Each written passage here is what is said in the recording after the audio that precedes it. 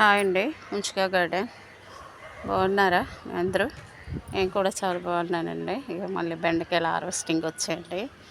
వేళకు 3 రోజులైంది, మళ్ళీ వచ్చాయండి హార్వెస్టింగ్కి. ఇవి వెంటనే కొయ్యపోతే ముదిరిపోతాయండి. ఇవి అంత అయ్యాక వెంటనే కోసేయాలండి. ఇవి ఒక్కరోజున్నా ముదిరిపోతాయి.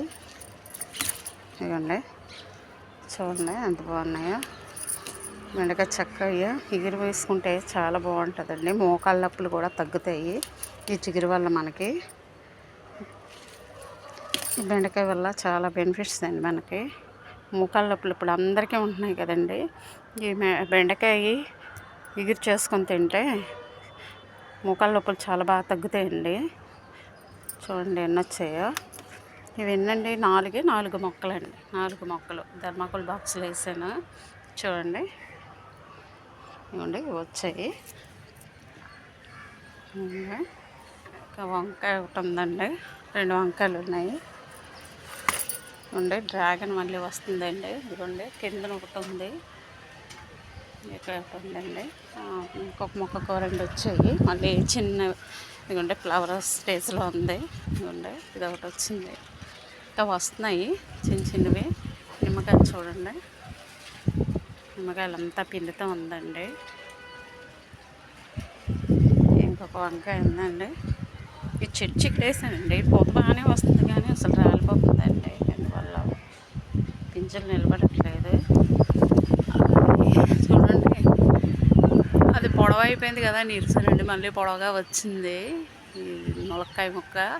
కానీ చూడండి పూత వచ్చింది కానీ గాలికి పూత రాలిపోతుంది. అసలు చాలా బాగా వేస్తుంది గాలి వల్ల.